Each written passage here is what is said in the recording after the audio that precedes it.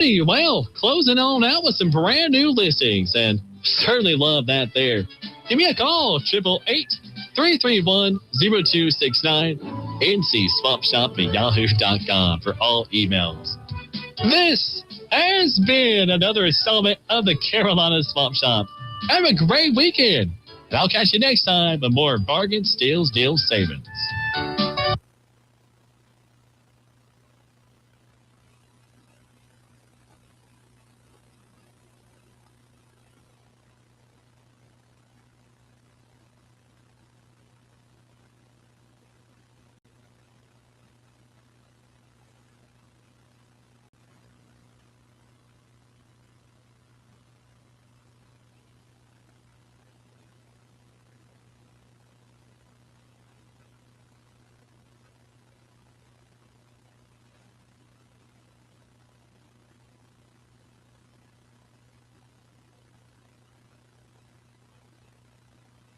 ProgressiveInsurance.com presents the Sports Flash on Real Country 550 and 92.9 WAME. ACC Men's Basketball Tournament semifinals today in Charlotte. 7 tonight. Number 10, Virginia battles.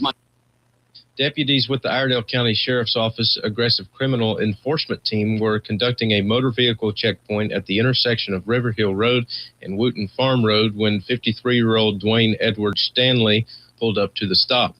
Authorities say Stanley told deputies his driver's license had been revoked and handed them an identification card instead. During the interaction, deputies say his behavior raised concerns, prompting a brief investigation and a search of the vehicle. According to investigators, deputies found 3 small plastic bags containing crystal methamphetamine along with a glass pipe commonly used to smoke the drug. Stanley was arrested and taken to the Iredell County Detention Center. A magistrate issued no bond on charges of felony possession of methamphetamine and misdemeanor possession of drug paraphernalia. A public official in Wilkes County is facing drug charges following an investigation by the North Carolina State Bureau of Investigation. Authorities say 48-year-old Misty Smythe, the Wilkes County Register of Deeds, was arrested Wednesday. Investigators say she is charged with possession of methamphetamine and felony conspiracy to possess methamphetamine. According to court documents, the charges stem from an alleged incident on February 19th. Authorities say Smythe was taken into custody without incident and booked into the Wilkes County Detention Center. She is scheduled to make her first court appearance Thursday morning at the Wilkes County Courthouse. Investigators say the case remains ongoing and additional details, including the identity of a possible co-conspirator, have not yet been released. As with all criminal cases, the charges are allegations and the defendant is presumed innocent unless proven guilty in court. A Mocksville man is facing multiple felony charges after deputies say he broke into a Davie County business early Wednesday morning. The Davie County Sheriff's Office says deputies responded around 7:30 a.m. to a report of a break-in at a business along NC Highway 801 south of Coolamy. Investigators say the suspect used a key to enter the building, then caused significant damage inside while removing security cameras and stealing money and other items. During the investigation, deputies identified 51-year-old Michael Dalton as a suspect. Authorities later located Dalton's truck and say several firearms were visible on the back seat along with buckets filled with change. While investigators waited for a search warrant for the vehicle, deputies say Dalton ran from a nearby residence on foot, but he was quickly captured without incident. Dalton is now being held at the Davie County Detention Center under a $10,000 secured bond. He faces charges including felony larceny and felony larceny of a firearm, and investigators say additional charges could still be filed. ProgressiveInsurance.com presents the Sports Flash on Real Country 550. The following program is a paid advertisement and does not necessarily represent the views, opinions, or endorsements of Signal Hill Media Partners, its affiliate stations, or its advertisers. Say what you want.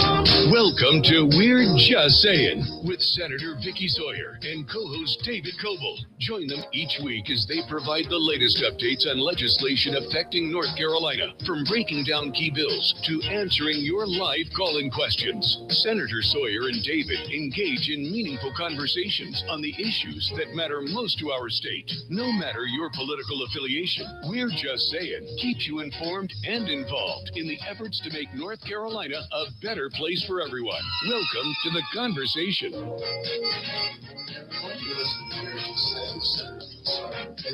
Like you part of the show, 704-873-9929. There you are. There I am. There you are. Hi. All right, let's try it again. Okay, let's do it. Again. A great start to a Friday show. Yeah, well, that was technical. That was not us? That was not us. That was technical. Finally. That was technical. Finally. Be Billy. No. The man that's not in the room. Okay, David, that's how you get. Let's try this again. Welcome to We're Just Saying with Senator Vickie Sawyer and David. Live to be part of the show, 704-873-9929. So now we're back on it. We are on it. Happy Friday. Happy Friday. Happy cold Friday. What happened to the weather? Dude, this week has been like a mental torture for me. Can I tell you why? Please. Actually, I got to tell you a little bit last night. Yeah. If I was close to committing murder. Oh, gosh. Yes. Mm-hmm. Yes. Metaphorically speaking. Metaphorically speaking. for any FBI listening, that's metaphorically. Yes. And I'm surprised I didn't.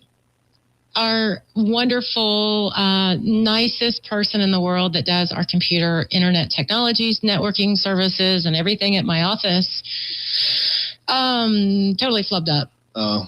We have not been able to communicate with our customers for the last 2 days. You still can't? It is currently being worked on as we speak.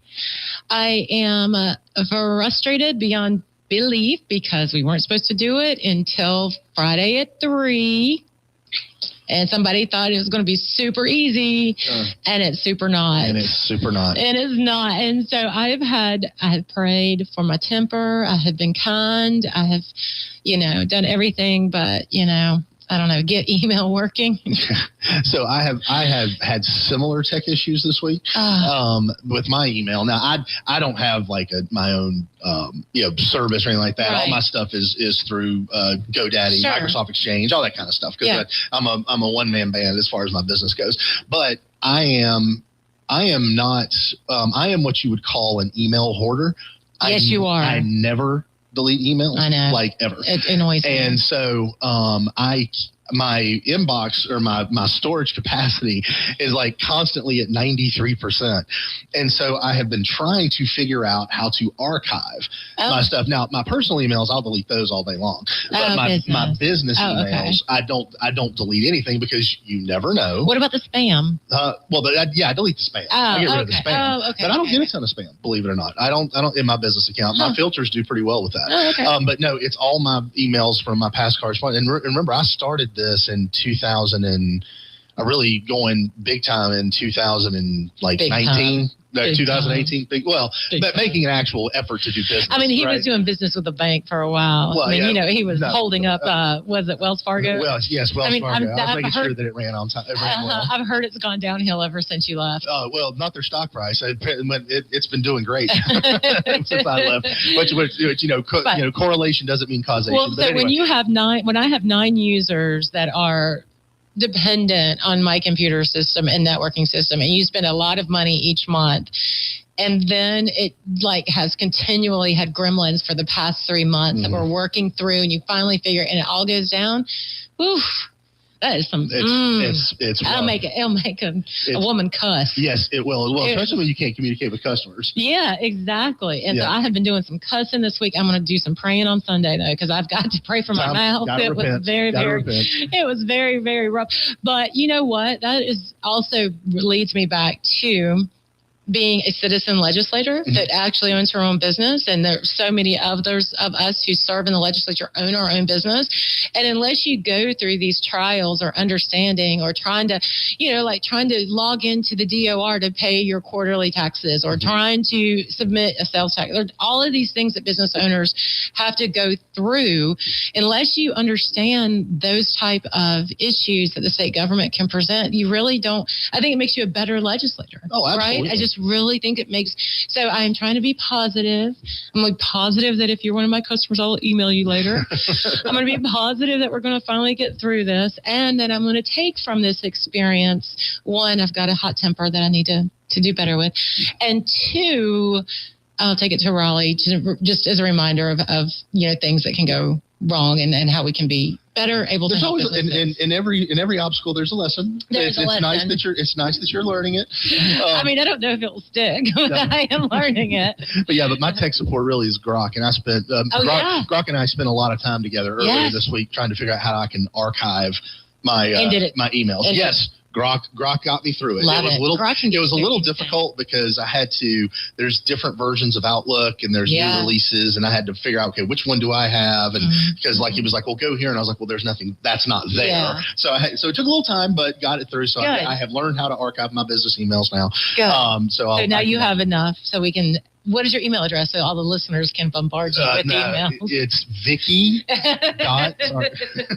It's Sawyer Insurance. Well, I'm sure there's some other folks who are cussing and fussing in Rockingham and Guilford County. Man, I tell you what, I guess it was Friday last week that the provisionals were counted. Longest week ever. Yes. Oh my gosh. Well, and it's like everything's at a halt right now because this is the race everybody's watching. Everybody's wondering what's happening. These provisional ballots, and so I think it's at the end of the day right now. Sam Page has a 23 vote lead, which is still just insane. 23 votes because there was a total of 26,000 votes, something like that. Cast in that's that right. race. You're exactly right. Yeah, and so, but 23 votes. Oh, that makes you sick. I mean, if you're going to lose or win, I mean, you want to win by. I get upset when I don't have over 70% of the vote in a general. Yes. I'm like, who are these bad decision makers who didn't vote for me? Exactly. I could only imagine the mental anguish that you would have to go through on both sides of both candidates there about a 23 vote margin. Now, there has been some pontification because there are some overseas military ballots that were out there. The folks, they had to be received by yesterday. And in another Friday the 13th fund, they are going to count those. I think if they received them, there was only 6 that was outstanding. So today is what they call the canvass. So then this is when they double check the machines and make sure that everything is run through, and they actually certify the election. So even though that the election was just votes were announced on Tuesday, the provisionals were counted on Friday, the election isn't valid until actually the canvass, which is today. So we'll know if the 23 vote stands strong or if there's some difference there, but that will be it. Then by next Tuesday, either Senator Berger or Senator Page, whomever should fall below, the whichever one is not in head at that time, then they can by law call for a recount. Now, a recount isn't as bad as what a lot of folks think. You can feed what they'll do is they'll feed all the ballots back into each machine and make sure that the machine totals were the same from the night, from the canvass to the recount. You can also, if you don't like that, you can also do a hand-eye recount. And actually, I remember I went to one of these. So, okay. Remember the newbie race where he called for a recount, a statewide recount, and I think it only changed by 5 votes? Yes. And it was him and Sherry Beasley. Was that what? No, it was a state Supreme Court race. It was a state Supreme Court race, but it wasn't Newby because Newby won pretty handily. I forget who it was. I hate when I don't remember stuff. I do too, but it happens. It has happened. I mean, I think one thing goes in and something falls out. But I did watch that, and I didn't watch it because I wanted to see about the Supreme Court race. I did it because I wanted to see who in the heck could vote for Roy Cooper and Donald Trump in the same ballot. I just thought there was some kind of election irregularity. There is no stinking way someone voted during COVID for Donald Trump for president and Roy Cooper for governor. Governor. But it did. It really happened. I looked at all those votes. So anyway, so it's kind of neat. So now statewide, I don't know they do it on a smaller state election, but in statewide election, they have randomly selected precincts. So they go in and they physically hand count and recount the votes. And it's quite the production. I remember our late friend Duck Wyatt was there, and we were standing there watching over. And, it's very open and transparent, and they go through. And so I was actually thankful. The state auditor Bullock is doing amazing things. One of the things that he did was make sure that these provisional balance counts and today's canvass counts are all going to be broadcast. So you can go onto the websites and get a Zoom link, and you can log in and look at the I guess I'm probably one of the only people in this room that think looking at them counting ballots is interesting, but I mean, if you want to hear, yeah. Oh no, more technical difficulties. I don't know what. Oh, I just didn't have it turned up enough. Oh, okay. I have to say, I think that would be kind of interesting to watch. Hey, I got a fellow nerd. with you on that one. There you go. I got a fellow nerd in the room. I love it.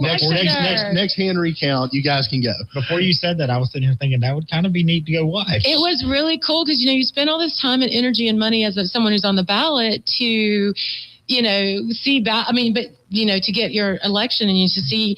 And then when you actually see the physical ballots that are there, you're like, oh my gosh! Like, how did somebody vote that way? I don't know. It's just fun. It's just it's funny because last week the Board of Elections obviously the State Board of Elections oversees those statewide accounts and everything like that. It was funny because I remember we talked last week about a state person on the State Board of Elections that had to resign for giving money. But it was so funny because I read this article, and I think it was in the Observer. And the first paragraph, the first lead-in line was a representative of the State Board of Elections gave to sheriff candidates in, I guess it was Catawba and Iredell County, calling those elections into question. And I was like, how is it calling Iredell County Sheriff Derek Kelly, he didn't have an opponent. So what? Are you thinking somehow it was like somebody, we took him off the ballot? Or something? How is that calling the election into question? And I was like, man, who are the hack people that write these things? It's like the CNN headline writer that wrote about the two boys on a sunny day going into New York whose lives were changed when they threw pipe bombs. And it's like, really? You talk like they're out on a Sunday stroll and then, we threw pipe bombs. Like, you buried the lead, bro. Yeah. I mean, that's not a great headline, but it's like called into question for a guy that didn't have an opponent. I was like, this is asinine. I was like, who writes this stuff? But anyway, back to the same person who wrote the headline about Auditor Bullock should recuse himself from the counting of these votes because he was supportive of Senator Berger. And I actually, we're going to talk about him in a little bit, but I actually really appreciate it because at first I was like, oh yeah, that's not a good look. And then he came back and he said, Governor Cooper openly endorsed all types of people, even one of my dear friends. He dropped the mic on that Senator, Kirk Davier, and he raised money. Not only did he lend his name, but he raised money against candidates or for candidates. And he had the same position as the Dave Auditor over elections as Auditor Bullock does now. Yes. But it was okay back then when Governor Cooper was raising money, recruiting folks. As we said last week, he brought, folks into his office to show the legislative opponents that he was going. I mean, the guy was a political operative. Yes. He's okay to govern over the elections, but one endorsement, one time for one candidate, that's that. Oh, the world is ending. Oh, it is absolutely ending. We'll see we'll see next week if somebody calls for a recount in the Berger page. I'm sure I think they've already messaged that they will. Yeah, which makes, and now look, that is not, and I want to be clear to people who might, want to try to, say this. Asking for a recount is not being a bad sport or anything like that. It is, you have to think these individuals have run, they've spent money, they have run, they've given time, effort, they have supporters, they have the people who voted for them and like that. A 23 vote margin, it is perfectly reasonable to say, hey, let's make sure these machines counted this correctly, right? Which is not, machines do malfunction. It is not out of the realm of possibility. Fair. Now, is it likely? With 1, 2, 3, 4, 5 votes, maybe 23 votes, maybe not. I don't know, but you're perfectly within your right to ask for that, and it is perfectly reasonable to do so. Yeah. So anybody trying to claim bad sportsmanship for somebody asking for that, they just don't. They're just completely out the left. Well, interesting enough, I did a little deep dive into history. Oh, did you? I do love me some history, if I can remember it. And I was wanting to see what was one of the other closest legislative races in North Carolina state history. And you really are just a nerd. Yes. You really are. I am. Okay, so check this out. It wasn't that long ago. In 1994, North Carolina Senate race between Elaine Marshall and check this guy's name out, Dan Page. Oh. Ended in a tie. The election, after the recount, after everything, ended in a tie, a perfect tie. No, that's crazy. Isn't that crazy? So Elaine Marshall. Was a statewide? That was no. That was state senate. Okay, yeah, state senate. So it was Harnett County, which if you're looking at Wake and Raleigh, just county or two over and a little further down. So that's what we're talking about. You may recognize that name, Elaine Marshall, because if you own a business, you see her everywhere because she's a Secretary of State and one of the first women to be elected to that role statewide. So she versus Dan Page. I just thought that was really crazy that the guy's last name is the same as this one. So if you're a Page and you're going to run for elected office and a state or for a state senate, you're in for a fight, no matter what, just because your name is Page. See, now that isn't it. Now you know what? I take back my nerdiness comment. It was nerdy to look, but that is an interesting factoid. Yes, thank you. I find that interesting. I really do. Now, this is what I find a little bit interesting too. So in the perfect tie, they started the legislative session without a representative because they had to do a total new election and a runoff election. Now, because if you think about it, this would be a general election because it was in the fall. So they started the legislative session while these two people were campaigning for that seat again. And Dan Page was the winner. Really? Yes. Wow. Isn't it just the funniest? I just love history. That is crazy. Now, Elaine, not like I said, she went on the next session to run for Secretary of State, obviously won and has been successfully elected for, one of the longest serving legislators or state representatives at the Council of State. So there you go. There's my nerd moment. The more you know. Well, there you go. The more you know. So you actually had to go. So you actually had to get down to Raleigh this week. I did. And so what were you doing on behalf of your constituents? Well, there were a lot of oversight committee meetings. A lot of folks who were listening. There was the Disaster Recovery Oversight Committee. I know Senator Moffitt was there, and Representative John Bell and those folks. They're really digging into the state's response to Hurricane Helene, but also, the beleaguered North Carolina Office of Recovery and Resiliency that absolutely sucks mud. Again, I know that I do insurance for a living, but I promise you, make sure you can, if you can afford it, make sure to buy insurance and good insurance because you do not want to wait. You do not want the state or the feds to bail you out because you will be stuck. Yeah. I mean, it's like the worst if the state is coming to bail you out because you are not going might as well just decide to, because didn't you tell me a while that we were still trying to rebuild from Hurricane Matthew or something like that? That's what that NCORR. Yeah. They spent $26 million. I think it's 20.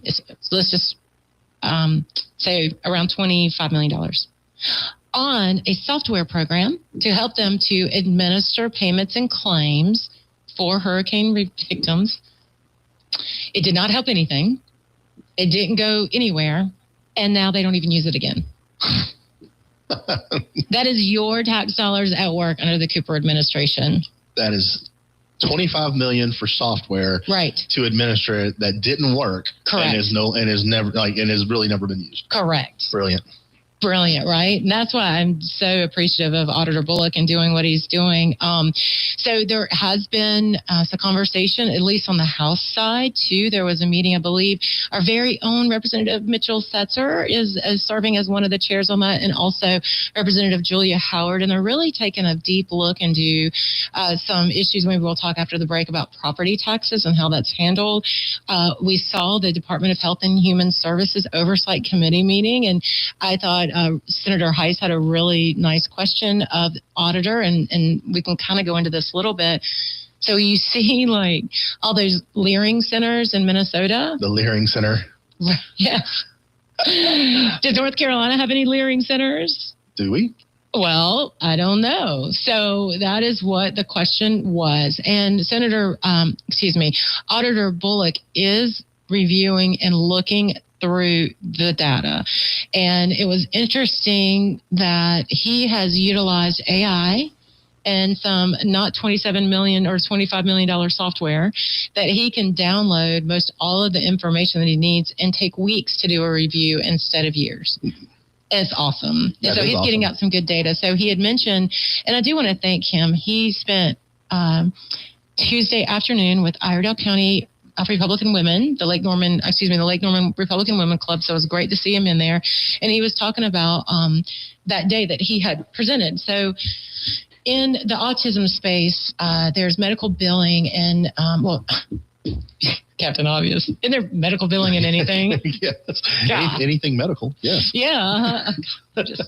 I'm bringing it. I'm just bringing it today. You're on your A game today. Oh, yeah. Yeah. All right. So when you go see a doctor, and if you're a Medicaid patient and you're getting services for autism, then in order for them to get reimbursed, there's a code. And the code is how the insurance or the state knows how to reimburse. Okay. So he looked at these codes, and I think he said there were 6 of them, and he pulled the numbers from 2021 all the way to 2025 about the reimbursements in those codes. Well, he noticed that in this space, there was like a 425% increase in those medical billing codes within that time. A 425% increase. And that's a lot. From 121 million in 2022 to 639 million in 2026. Well, when it I was watching the Minnesota hearing, and in Minnesota it started at it was 13 million, 14 million, and it ballooned all the way up to $500 and some odd million over the span of 5 years or something like that. That's crazy. So obviously they found something or you know what, or maybe, there is the possibility that there was another coverage that was enhanced, or the federal government is now reimbursing for services they weren't reimbursing for before. I mean, it can be something other than waste, fraud, and abuse. But when you see that type of increase, it's a good spot to look. Yes. Right. And that's what he was saying, that we are going to look and continue to audit because, say that is fraudulent. Well, the shortfall estimated for Medicaid and what we have to do when we get back to Raleigh is to, pay for that shortfall. Well, I think they said it was around that amount of money. And wow. So, if you can start finding these types of controls and cost savings mechanisms within the program, then you don't have to go back to the taxpayer and ask for more money. Well, yeah, absolutely. And like you said, and I fully agree, there could be any number of reasons for that number to increase, right? So you don't automatically want to assume fraud. But at the same time, you, especially with what happened in Minnesota and stuff like that, it's not something that you can just let go by. Yeah. So you absolutely have to dig in and figure that out, which is what, auditable, which is great. I think, and of course the Minnesota deal, with bribing the attorney general not to look into things and stuff like that. Yeah, we don't work that way here. So auditable looking into this thing is great. But, I do think that, the opportunity to examine those costs and things like that, it should be done as a taxpayer. That's a lot of money, and I'd prefer to have more of my money back. Right. So, and I like lower taxes. So all that feeds into spending. I will say though, too, that from what I'm hearing from providers who do offer services for Medicaid, that the red tape for reimbursement is absolutely asinine. And there's certain things that you have to jump through that make the entire ordeal cost prohibitive in order to service that population. So, I think it's good to look at waste, fraud, and abuse, but I could see how providers would try to work some stuff so that they could get reimbursed. But then, we can also clamp down on that. We also really need to look at those red tape items to help providers more seamlessly get the reimbursement that they should be getting without all of the hoops. Yes. It's just ridiculous, some of the, and it doesn't mean it's in state law or that, the feds are making them doing it. It's just someone somewhere at some time said that you're going to have to jump through this hoop, and then the rule is never challenged. It's always there, and it's just a mess. So. Well, and a lot of times you have people making the rules inside the government who have absolutely no experience on the ground of the practical implications of treating someone or building a home. Or, for insurance reimbursements, for hurricanes and things like that, or state reimbursements for that kind of stuff. You have people in the offices with no experience in the industry and no understanding of the cascading effect. To them, I say, oh, this makes total sense. But it's that downstream impact, right? And the actual practical steps of implementation, the unintended consequences of these regulations when you don't understand what they will do and you just sort of stick them in there because, oh, this sounds good. Yeah. That causes problems. It costs money and it makes things exponentially more difficult. difficult. Right. So that's why, like, in that office that you were talking about, what's it, the resiliency office North or whatever? Carolina office. Yeah. Recovery It's like, is there anyone in there who knows what it takes to build a house? Is it, I mean, or anything like that? Because still not having rebuilt homes from Hurricane Matthew is ludicrous to me. So I've been able to bet nobody in there has ever built a house or understand what it takes to build a house. So maybe somebody looks at it and says, hey, you know what? Instead of us administering this, why don't we create a panel specifically for the rebuilding of homes here? And we invite people who have built homes to help us administer this, to understand what we need to put in place to get these homes built as quickly as possible. So I know this isn't a popular option. I would like to take government completely out of it. And I know it will make every homeowner's insurance policy increase, but I would like to see flood and earthquake endorsed on everybody's homeowner's policy. So you have a larger pool. So then when this happens, then there will be less uninsured loss. But it would jack up everybody's rates. So I know that will never happen. But there's got to be a private market solution to this problem because the state and the feds really stink at disaster recovery. True story. You're listening to We're Just Saying. We'll be right back.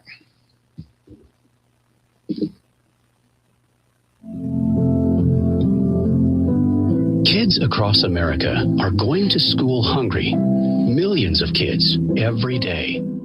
But one simple thing can help change all of this for a hungry child in America. Good, healthy food and the energy it brings. With help from caring people across America, No Kid Hungry is providing healthy meals and hope to hungry kids so they can build better futures. To learn more about ending child hunger in America, go to helpnokidhungry.org today. We all want more for North Carolina. More boundless views, more adventures in the outdoors, and more clean roads to get there.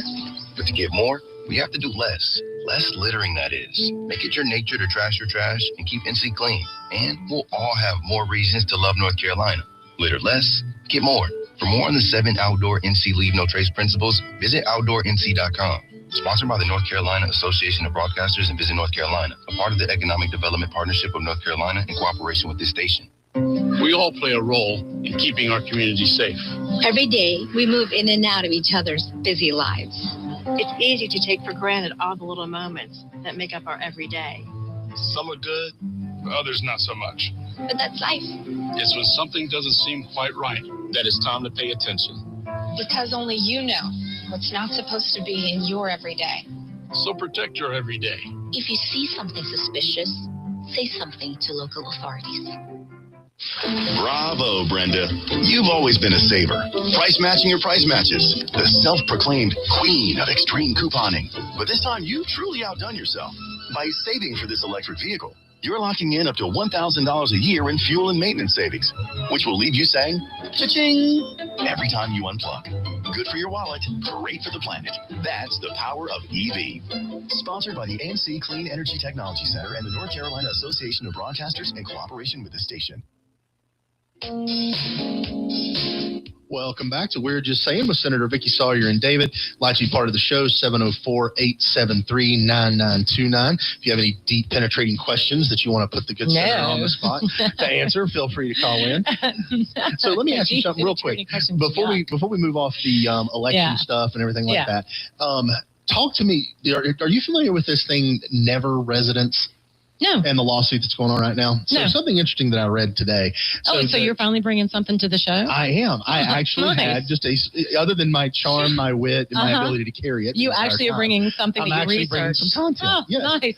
So the state GOPs have a bunch of GOP groups have gotten together and have been suing, and this goes back to the Dan Griffith recount.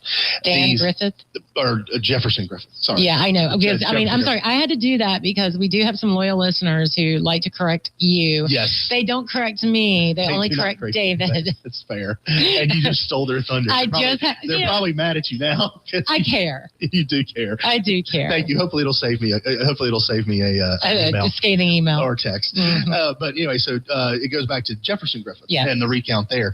They have this category called never residents. There are people who, let's say, for example, you grew up in North Carolina, you live with your parents, and you registered to vote at your parents' location, but you live overseas. And they call them they call them never residents because it's like people who have no intention to ever reside in North Carolina, but they live overseas. Perhaps maybe they live in a different state and they've never registered there, but they vote here. But their address is still there's a law in the books that allows the parents' address to remain in place, and so they're trying to get those folks taking off the rolls because it's like you're not a resident here. You've got no intention of, there's people. The one I was reading is somebody who registered here and had not lived in the state in 25 years and still voting. And so, but it's like they're overseas or something like that, and it allows them to keep it there, even though they don't reside here and have no intention of residing here. So they're looking at trying to get those disqualified as being able to vote in the state level elections when you have not resided here and have no intention of residing.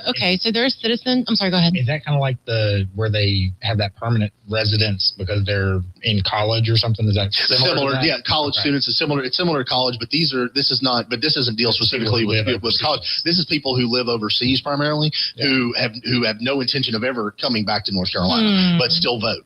But in state level elections, because they can vote in federal, but state level. Oh, yeah, I was going to say because if they were overseas, and they are still,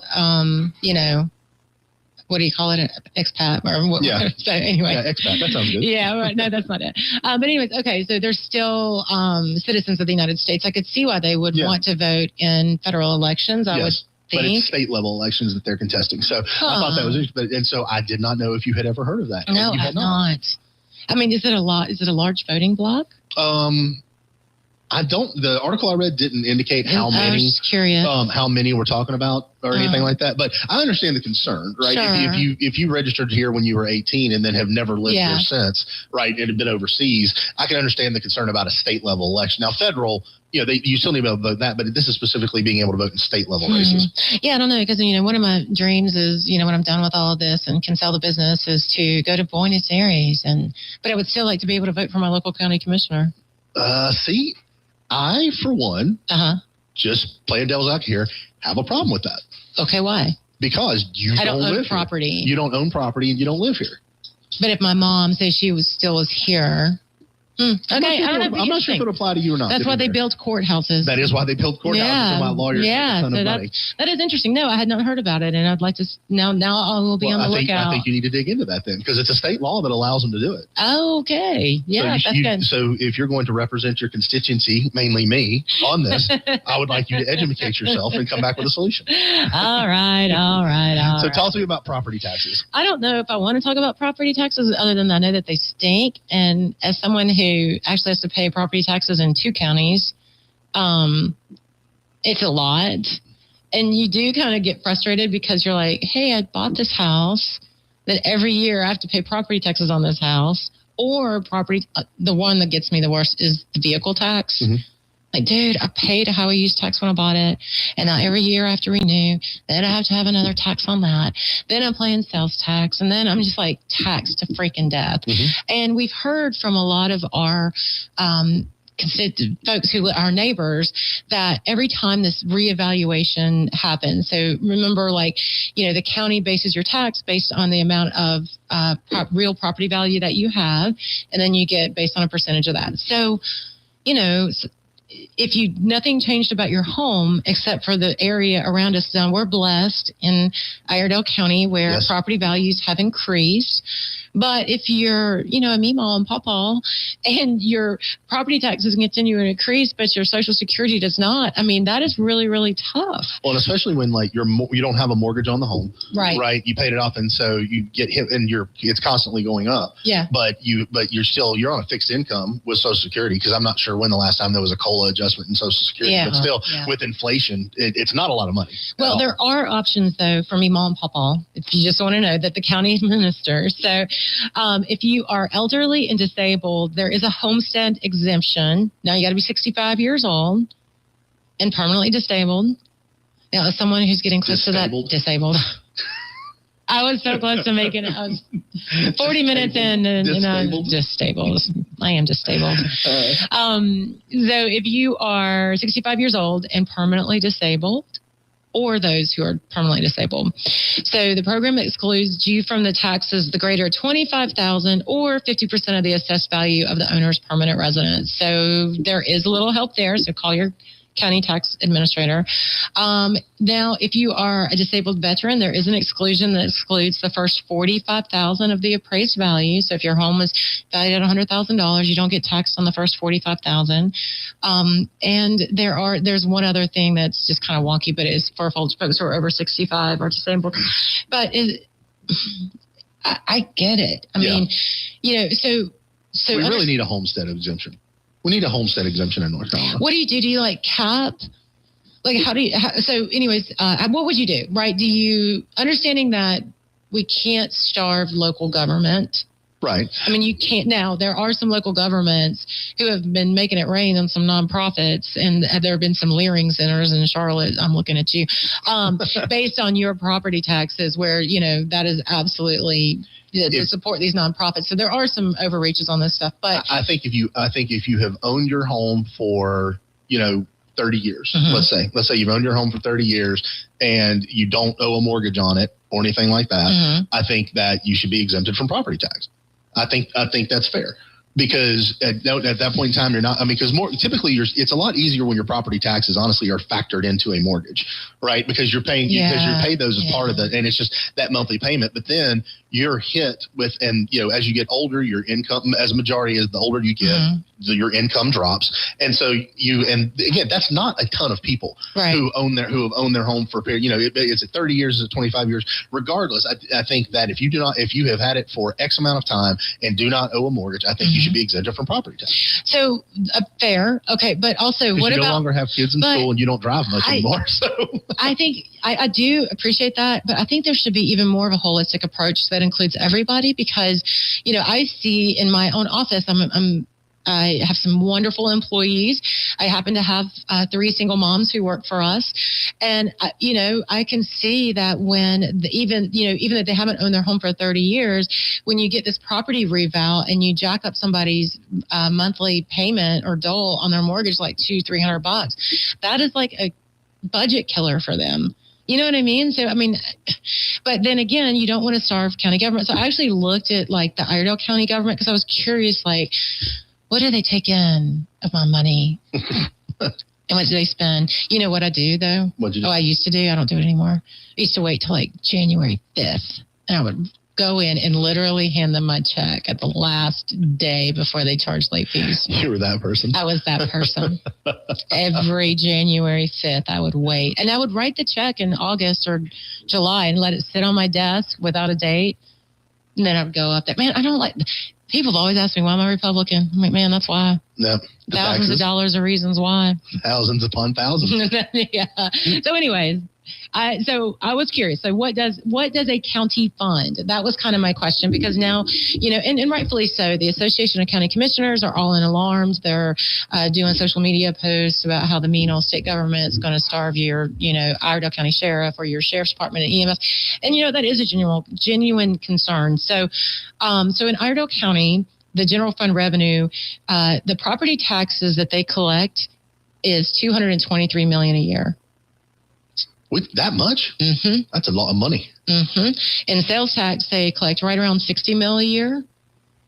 There's some other sales and services, permits and fees, some other things, but from property tax specifically, $223 million a year. Okay. And so then the biggest expenditure is schools, right, for the county. Education, exactly. Iredell State's full, Mooresville graded, Mitchell Community College all get about 37% of that budget.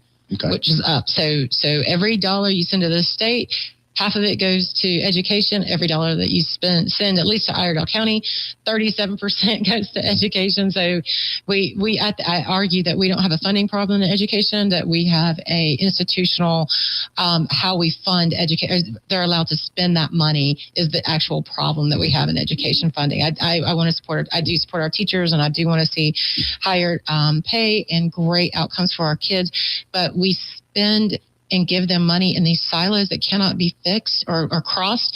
And so one area starves while another one has too much money. And really, we should give more local control, because we have some very sophisticated boards, except for Winston-Salem Forsyth County school system. That is always the example. I think the auditor said they were like overspent their budget by like $40 million. Didn't the state take them over? Well, they're going to. They're the one the state took over? No, well, Durham did the same thing. So they hired so they got COVID money. So they hired all of these people with one-time funds. And then what they do is, knowing that those funds are going to go away, it's like not going to be there. So then what does the school board do once they know that these positions are going away? Well, county commissioners, you're not giving us enough money. And then what does the county commissioners do? Well, those nasty old state legislators are not giving us enough money, and they don't love kids. And you're like, no, dude, we love kids, but maybe you should like live within your means and actually do proper budgeting. Like, they saw that where they basically were like rolling over, like, so this, well, at least the state budget, but if a budget, you basically they were holding expenses on the books for like months, and then front loading it, and then paying those in the rears when the new budget came out. He said that they found like $15 million of expenditures literally written down on a sheet of notebook paper. On a piece of notebook paper? Yes. At Winston-Salem Forsyth County Schools. So I get what I'm saying. It doesn't quite pass the smell test. It doesn't pass the smell test. So when I do say that we do need to give some more financial freedom to local boards to control their own destiny, I do wholeheartedly agree with that. But I also understand the other side of that, because we have had misuse and abuse by not the well-intended school board members, but maybe some of the staff who's learned how to work the system and actually put the kids at harm, and very people that think they're doing. Anyway, I digress. And I agree, and I definitely agree with you that we really need to overhaul the way education is funded. Yeah, we absolutely need to do that. And I think that on the property tax thing you were talking about, employees, single mothers, and stuff like that. I agree. I think there should be some kind of mechanism if there's a financial hardship, or if the revaluation raises your taxes more than X percent of your annual income, you get a reduction or something like that. You can apply for a reduction. I do think there should be something like that, to help with that. Because especially because this last reval, some people's taxes went up 50%, 60%. Sitting right here. Yeah, sitting right here. We only have 2 properties in Iredell County, and it's like crazy. I could imagine with someone. Anyways, public safety in Iredell County, they spend about $81 million. Now it's the sheriff, the EMS, emergency comms, that kind of stuff. Then also you have human services, where they spend about $47 million, which is school, social services, health department, those sorts of things. And then there's just general government with capital and business, that kind of stuff, that the buildings and all that. So they do. So you're sitting there and I'm looking at this, all in $343 million is what their budget is. How do you balance the need for a county to function and provide very important services to the constituents versus this property tax increase that is just literally just making budget busters for people? Yeah. And that's a big thing. And I don't know, maybe there's other states to look to kind of figure that out. I don't know. But I think that, when you talk about school funding, I have thought about and felt that, we talk a lot about participation in elections and things like that. And for example, your local school board races, how many people participate in those, at least those that are in the off years, right? There's some school boards that their election cycle is in off-year elections, not on the 2-year or the congressional and presidential cycle. And so, one of the things that, got me, by a certain segment of the Republican Party called a liberal Democrat rhino was when I said, hey, look, what if you, and other states do this. South Carolina does this. Virginia does. Tennessee does this. You got called a liberal rhino? I got called a liberal because I said, give the school boards their taxing authority, take it out of the county. So basically cut everybody's taxes in the county by 37%. Yeah. By 37%, you get a county tax. And then the school boards themselves are the ones who tax to cover their expenses. In such a scenario, people will pay far more attention to who sits on their school board and get engaged a lot more, because those people have a direct impact on their tax rate and what they pay to go to schools. I think you get more attention on school board races. I think you probably get more people willing to do it and to step on there because right now in Iredell County, the county has to fund the schools but has no direct supervision over how the money is spent. Fair. And it's always it's always a fight. And it's always a fight. Yeah. So take the fight out of it, cut county taxes by 37%, give the school boards the taxing authority, and let them tax according to their expenses. People will pay a lot more attention in such a scenario, in my personal opinion, and you get rid of that headbutting that goes on between the county and plus, the county no longer is building schools, right? That how long you have floating bond referendums and things like that. The county's not on the hook to do that anymore. The school systems individually will do that. That's how I think it runs better because there's direct accountability to the expenditure because the school system right now can say we only, and again, I'm not throwing off on our school systems or anything like that. I'm not doing that. I'm saying this as a philosophical matter. Right. You have a county that says we have no direct say in how this is spent, and you have the school board saying we have a county commission that doesn't want to give us what we need, and it's a constant battle. Get rid of the battle by doing that, and I think you would find far more efficiency in the way that money is spent. I like it. I think you've told me that before. I think I like it. I have some recollection of the amount of expenditure per pupil in New Jersey, and they are set up that way. And I think politically, it was 37,000. New Jersey's run by Democrats.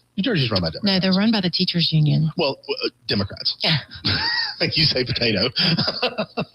Democrats. Oh gosh, yeah. We don't have that. We don't have that problem down here. Yeah. No. So, but how do you? So I was very thankful that Representative Howard and under the leadership of the Speaker Destin Hall set up this property tax thing. I know that Senator Moffitt has been looking at it a lot, and there's been a few others like Senator Settle and Senator Ford who are very interested in how do we do this because they all live in areas that are fast growing that are Senator Sawyer as well that are looking at and been asking, and we've been asking for some kind of relief or understanding and how we're going to look at it. But understand that the county commissioners are very nervous because anytime someone's messing with your government cheese, it's not easy. It is definitely not easy. There can be a great consternation in that. Absolutely. Yeah. So, one of the things I forgot to tell you, did I tell you I had to go to court this week? For what? What did you do wrong this time? I actually did not do anything wrong. I had to testify. Did you? I had to testify. Did you testify? Yeah. So what had happened? What it was is one of my clients owns property in Concord. Okay. And about 50 acres is farmland that he owns, and looking how they want to develop it. They're kind of seeing what's going to make sense there. Well, back in August, we got a notification from the city of Charlotte that we were in violation of our zoning ordinance for running a junkyard, and we were like, "What? A junkyard? What do you mean?" So go out to the site. There was an old abandoned trailer that had been on the site when we bought it. A guy had moved into that and rolled countless junk cars. He had a wrecker that had the We Buy Junk Cars on it. Yeah. Had rolled all of it onto the property. No idea it was there. No idea at all. Because, we're not driving by it because, it's vacant land. It's wide open. There's nothing on it except the vacant trailer. And so go by there and run in a junkyard. And I'm like, oh my gosh, like no clue the guy was there and it's covered everywhere, old cars everywhere. All kinds of junk, wheelchairs. Anything and everything junk-wise, it's there. So, obviously an approach was made, called the guy and said, hey, you have to get your stuff off our property. Right. No, I'm allowed to be here. I'm allowed to be here. And it was like, no, you're not allowed to be here. And so did he have some kind of verbal thing with the former owner? He's no. Huh. Not that we know. When we closed on the property, squatter. So, but this is why I wanted to tell you this. So we go and we begin, and so call the cops to trespass him off. And the whole time the cops are there, I'm there. The guy that we kind of hired to haul the junk away is there, ready to go. Guys wailing and everything like that, yelling all over the place, and basically kept yelling, "Squatters have rights. Squatters have rights." Oh. And the cops are telling me, "Well, we can't remove him because he says he's allowed to be here, and that's his trailer. You're going to have to evict him." And I said, "He's literally telling you he's a squatter. He's yelling, 'Squatters have rights.'" And they're like, "Oh, sorry, you can't." So we start going through this lengthy eviction process, it's miserable. Which is miserable because you have to take into account, are they a military veteran? You have to take into account if it's a trailer. There's rules around the type of eviction you're doing and everything like that. So we finally go to finally get to our court date, ready to go. And the magistrate comes back and says, hey, instead of doing an eviction, you need to do an unlawful occupier or whatever, the law that you all passed last year about getting rid of squatters. Right. But we didn't have the option until a few weeks ago because the paperwork was not done yet. For how to administer it. So that just got done. So go into court, and that's what we use, that new law. Instead of an eviction, it was the unlawful occupier or whatever like thing. Right. And so, which is supposed to be more seamless and easier, which it would have been if you had it. If the paperwork would have been ready, but the paperwork suddenly became valid. So I had to go down and I had to testify to the facts of like when this all happened and everything like that. Had to take the stand, swear my oath. Were you like sweating? No. Were you nervous? Like, no. I can imagine like just sitting there. The law there. was on my side. Did you like go into like childhood regress memories or anything like that? No, Did you nothing start, like diarrhea that. Nothing like that. No. I had my bottled water, so my mouth didn't get dry or anything like that. And like our attorney asked me the questions, I answered them, and everything like that. But we use your new law. So thank you. There you go. Glad to know. Hey, a couple things that are happening this weekend that I'm not going to make, but I would really like to be there. Such as? Well, JD Vance is in town. Oh, wow. Big JD Vance. Well, he's in Rocky Mount. Okay. But he is going and we'll be doing like kind of sort of a rally there. And interesting because that's where Lori Buckhout in the Congressional District won. So I'm sure it's like a campaign thing. But I'm such a fan of JD Vance. Why can't you go? It's today, and I got an IT issue. So that's right. So your JD, or so his Sarah Palin is your JD Vance. Sarah Palin, or when? Yeah, Sarah Palin. He loves Nikki Haley. Nikki Haley. Well, it was Sarah Palin before Nikki Haley. No, I would. No. Yes, he did. Yes, you see it in his. No. I liked Sarah Palin for about 3 days, and then I didn't like Sarah Palin. Okay, but it was. I still would have taken her. Oh, it was as vice president. That's who it was. It was Christy Noem's okay, but Nikki Haley is my one true political love. I'm sorry, she's awesome. I don't have. Okay, so no, JD Vance is dreamy. I think he is really, really fun, and I love because we come from similar backgrounds. He's my pupil. I mean, we are both country growing up. I'm a big fan of JD Vance. I'm a big fan. Unlike you, I'm not going to run down your political crush. I'm going to support you in your political crush. You mean girl mine. However, I support yours, and I think he's fantastic. Well, I wouldn't say crush like, that. I mean, I'm freaking it's a political, platonic political crush. Thank you, platonic political crush. There you go. You know who my first platonic political crush was on? Who? Local? Who? John Hood. John Hood. Yeah, every time he talks, I'm always interested, and he's so well versed and knowledgeable. I love reading his articles. It's just, I wish I was as smart as him. I think that's what it is. More adoration about his intelligence than it is basically, I don't know. I just wish I was that cool. My North Carolina political crush was Sherry Berry. Of course. You too. You should go get a tattoo in June. They have in every elevator. Yeah. Well, no, but have you followed her Twitter? No, her ex. You need to follow her. She's great. She is hysterical. One time, Clay Aiken was talking about running for Congress. Yeah, he wanted to run for Congress or something like that, and he sent some kind of tweet or ex post, whatever, that basically said, "Don't do this," or I'll have to get back into politics and let the people vote. And Jerry Peasley clapped back at him and said, "Oh, honey, the last time the people voted, you finished second in that race too." Ow! Talking about American Idol. I mean, it was like whooshing. I mean, this night gutted him. Oh my gosh! I was just like, this woman is a force of nature. She is. She's unbelievably awesome. Well, the second event that I'll not be able to attend, but I really kind of always wanted to go. In Guilford County, there is the battle reenactment in Greensboro. Oh, cool. The 245th anniversary of the Battle of Guilford Courthouse is this weekend. The battle was fought on March 15th. The Ides of March, I want to say. And they are going to go out there and get all dressed up in the military garb and have a reenactment. Very cool. I just don't know why that interests me, because it seems like grown men getting into costume would like weird me out, because honestly, the Renaissance Festival weirds me out. Even as a fan of like British TV, and I love a period piece like Bridgerton. just priceless. But I mean, actually seeing people in mid garb, they get a little carried away with it, I think. I don't know. As somebody that goes to the Renaissance Festival, they're a little weird sometimes. A little bit, like the participants, maybe not the people who are working there or whatever. But yeah. So, anyways, I want to see this. I'm not able to make it. I've got tons of work to do, but I've always read about the Guilford Court battle, and man, I wish I could go see it. But if you want to go see it, it will be at 2 p.m. Saturday and Sunday at the county park. If you do, go see it. Call into the show next week. Tell me how it was. Absolutely. And then one last thing before we wrap up. Shout out to the Mooresville High School boys Blue Devils. Yeah. They play tomorrow for the state championship in basketball. So big first opportunity to play for, I think, in basketball, to play for the state championship. So big kudos to them. Shout out to them. Bring it home, boys. Bring it home to Mooresville, because that would be really cool to have our hometown team have a state basketball state championship. Yeah, talked about that this morning because one of our guys, Lee, you met Lee. Yes. He's got a son that plays or something with them or goes to school in Mooresville or something. Yeah. So they were talking about that this morning. Yeah. So it's down in, I think it's down in Winston-Salem. If you can make it down, and you can buy tickets directly from the State High School Athletic Association. Your favorite people. They're probably charging you all kinds of money and it's ridiculously from expensive. Children. But we'll go into that later. Everybody have a great weekend. Happy Friday the 13th. Happy Friday.